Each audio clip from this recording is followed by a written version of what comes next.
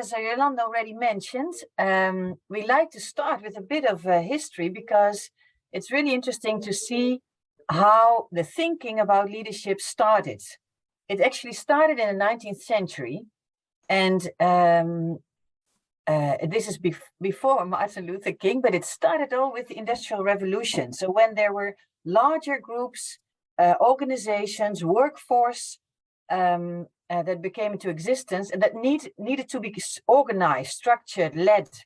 So then what you see is that the focus of leadership was on efficiency, on productivity, on innovation, everything to make the working on the industrial side, to make it work better. So these were the first kind of values that were used in leadership thinking. And what you see that in the 20th century, this starts to evolve. So there are economic, social, political challenges coming up, and you see other kind of leadership rising. And for example, like Martin Luther King, like Mahatma Gandhi. So what they do, they start to kind of shift the focus from all the productivity and the efficiency of working towards social justice, towards civil rights, towards non-violence. And so there's a new kind of leadership coming up and a new thinking on leadership. And at the same time, on the industrial side, you also see that the focus starts to change towards more like performance, like customer satisfaction, like continuous improvement. How can we make this work? So what you see is that within leadership, from the very first start, it's a lot about values. So what are the core values that you have in leadership thinking? So so first it was just because of the need of it, and then the next needs came up. So my question to you then is your focus. So let's start. That's where we want to start. Can you think about the meaning of your work, the focus of your work? What is it? So let's have 1 minute of silence, and where you think about it. And I invite you to share in very few words. What do you think is the meaning of your work? What is the focus or the value of your work? I'll do a little bit through this thinking. So maybe you can pick up certain things which really ticks you and invite you to think in a certain way about your own leadership values. So you see this black box called trait theories. That is are the theories which started the earliest to be developed. We have the behavioral leadership theories, which started in the 50s, 60s. Certain things which really ticks you and invite you to think in a certain way about your own leadership values. So you see this black box called trait theories. That is are the theories which started the earliest to be developed. We have the behavioral leadership theories, which started in the 50s, 60s, and then just followed by situational leadership thinking. And then nowadays we are in the contemporary thinking. So what was it about the trait theories? That was in the time of the Industrial Revolution. So in end of 1800, beginning 1900, they thought that leaders have certain traits. A good leader has to reply to a certain number of traits. So if we explore a certain number of leaders in the world, we will find the clue. What traits are now the most important to reply to? And they even thought they had found these traits, as something like being bold, focused, goal-oriented, knowing where to go to. And even till nowadays, certain organizations still try to recruit people on the basis of traits. However, reality shows that it's not really true. Yes, leaders, they are exceptional. However, rarely you can compare the traits of the different effective leaders heading organizations, communities, countries, families, etc. So in this 1960s, the behavioral leadership theories became more prominent because they were expressing that, in fact, leaders can be, let's say, can develop. So people can develop themselves into leadership by combining people orientation and task orientation in the tools they work on a daily basis with. Adding to that, they also found out, and it's connected to this behavioral thinking, is that leaders also connect to a situation. So certain leadership behavior is not at all functional in certain situations than other types of behavior. So it connected, in fact, leadership behavior to the people. So that is what happened in the description and research on situational leadership. So effective leadership is effective in the situation where it is used. Nowadays, we are in a more, let's say, holistic thinking where we have to handle the complexity of the workplace, connected to social changes, connected to the fact that we are operating in a global world where technology comes in, where we, let's say, also larger conflicts come in, climate change becoming a prominent issue.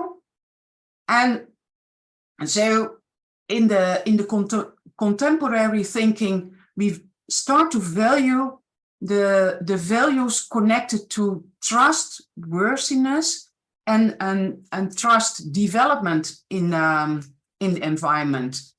So, and trust is guided by core values. That's a little bit what is changing. So, in the contemporary thinking, you find leadership thinking, what we call transformative leadership, servant leadership, authentic leadership, all focusing on connecting behavior with the core values and values which are needed to confront and to give an answer to the complex issues of we have to deal with. And then dealing with diversity, sustainability, and conflict resolution in the situations we have to handle. Then when looking back then, some very important persons have been at the origin of this contemporary thinking. A very important lady is Mary Parker Follett. She lived already in the 1800s, so it's really astonishing. And she was already expressing that the most essential task of a leader is to create more leaders. What she meant at that time is that the trick is not to control people, but to together gain control over challenges and problems. And together we can handle them. She was a social worker at the time, and well, she is called the mother of management, although maybe not that much known because she has been taken over by this trade theory thinking.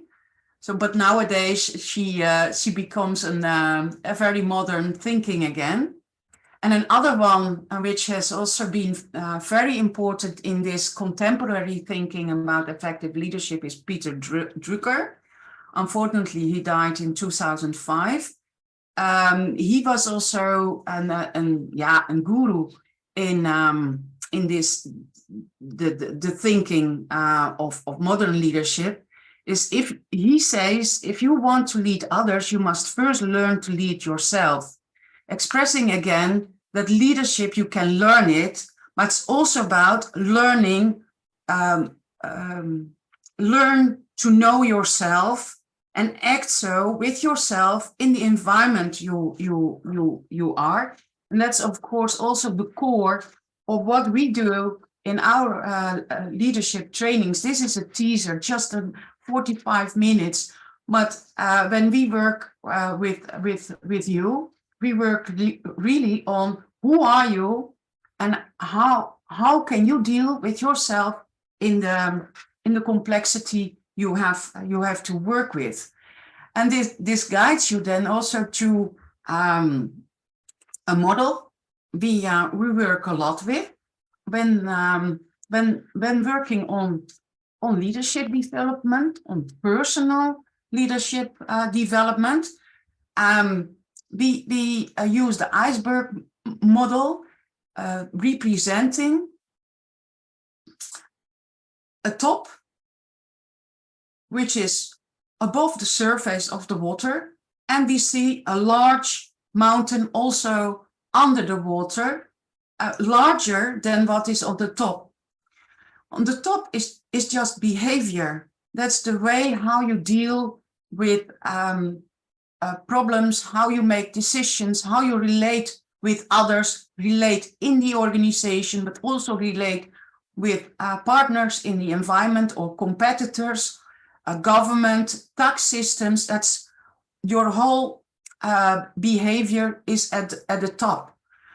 But for change to be made, we need to feed what is under the surface. So your values, your thoughts, your beliefs, and of course your beliefs, your values, they come from your education, the family you come from, the geographical area where you grew up. There you constructed your beliefs and you constructed your core values. These are your let's say driving principles to offer a behavior which is responsive to the environment. Same time, I do hope you kind of thought about it. So what is it that moves you, that makes you tick? And so what are the values that are very important for you in your leadership?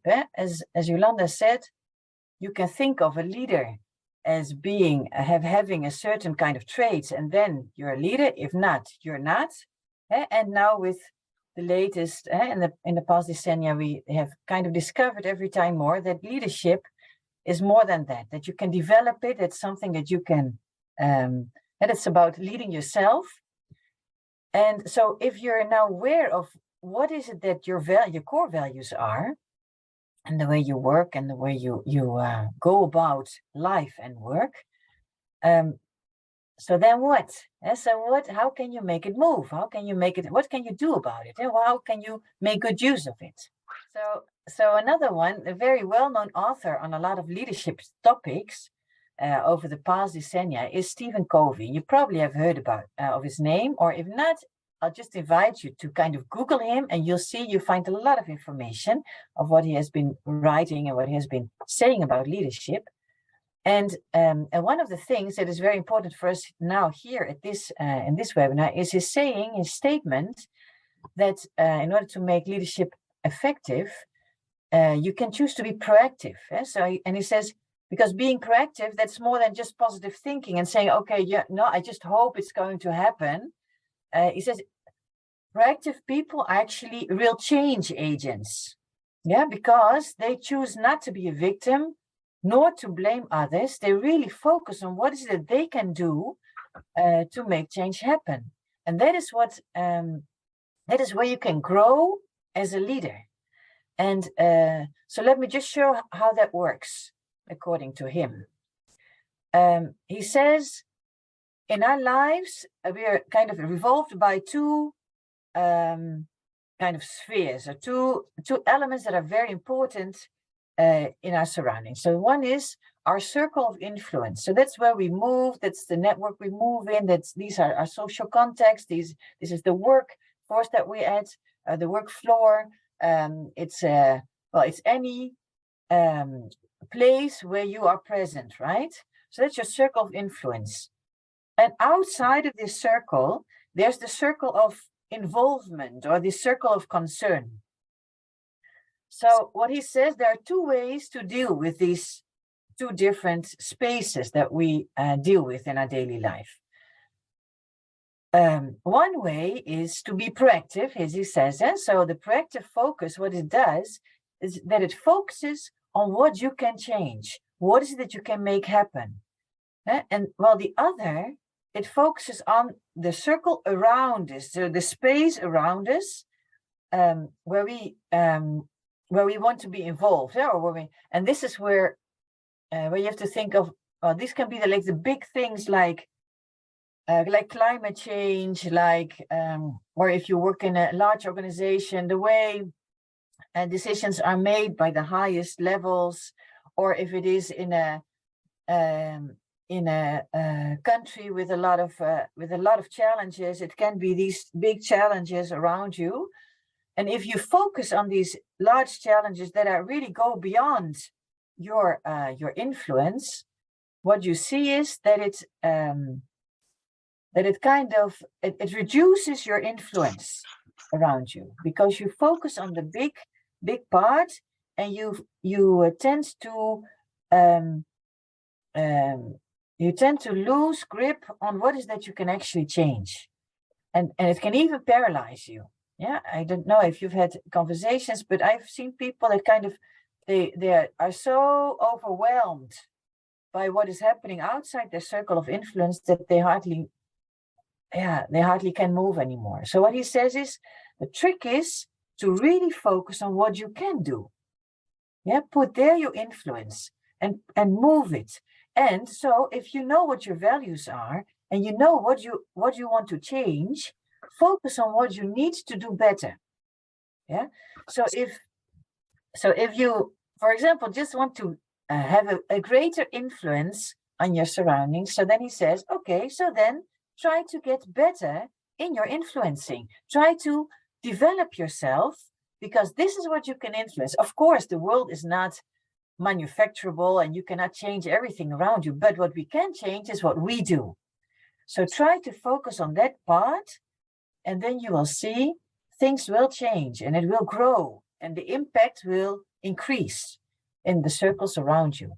And this is what you can see in a lot of effective leadership, that this is what leaders do. They start in their own circle of influence, and they proactively focus on how to create a greater impact. This is an invitation that we also have for you, using the core messages that we have now presented to you in this webinar. It's very short, but a few specific things that we want to give to you is, first, that your leadership is about realizing your dream, using your core values that you can use as a steering wheel. So where is it that you want to be? What is important for you?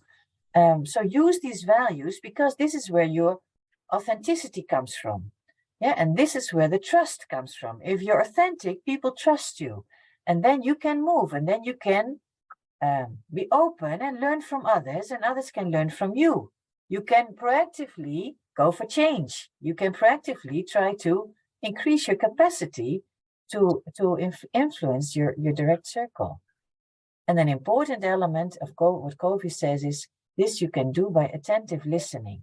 And this is something you probably have heard already, but how powerful it is to be really open and to listen to others, what is out there, how they look at things and what they need, and how you can create more leaders around you, and so increase your influence, right? So I would like to share our learning trajectories. We have them in the Netherlands, in Indonesia, Kenya, DRC. The one in the Netherlands starts pretty soon. So you can still subscribe. If you decide this week, you can start next week, and we start a trajectory of 20 hours online. That is mostly self-paced. And then in the week of May, we meet physically in the Netherlands. And that's an exciting journey, enhancing your personal leadership and trying to tackle this issue so that you can enhance your circle of influence. And so maybe reply to the more difficult and complex circle of concern. So we also have leadership training in Benin in French, and we have another one in the Netherlands. No, it's not in the Netherlands, it's online, but it's about inclusive leadership as a response to the diversity issues we tackle. And then we have the more broad course on organizational change and your leadership. So have a look at our website. There you find our leadership courses, and you see you have seen us working in this webinar, very interactive. When you are physically with us, be sure you will be all the time in the lead of your own personal development. So you enhance your power to respond to the issues you have with the people around you, and get the people around you connected to you. So I think we are at the end of our moment together.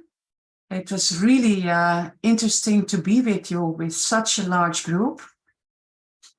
I also give the floor to Chloe. Maybe you have a last word to Hadi and to Ingrid.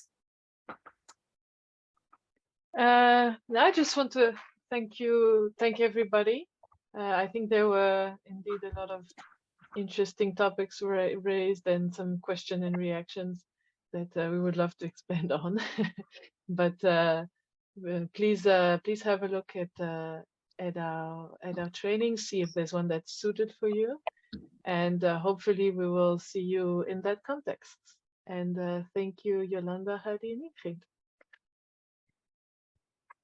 Yeah, also thank you on my behalf. I think they were very inspiring questions, and that is a lot of food for thought also for our 4 and other colleagues to continue the reflections on leadership and have an idea of the questions and interest you have in this topic. So thank you very much.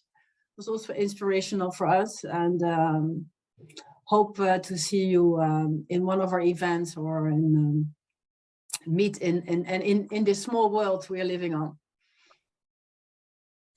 Yes, so we wish you a lot of fruitful thinking on values and proactiveness, on making a change in your circle of influence, and get your personal leadership high. Bye-bye. Enjoy your day.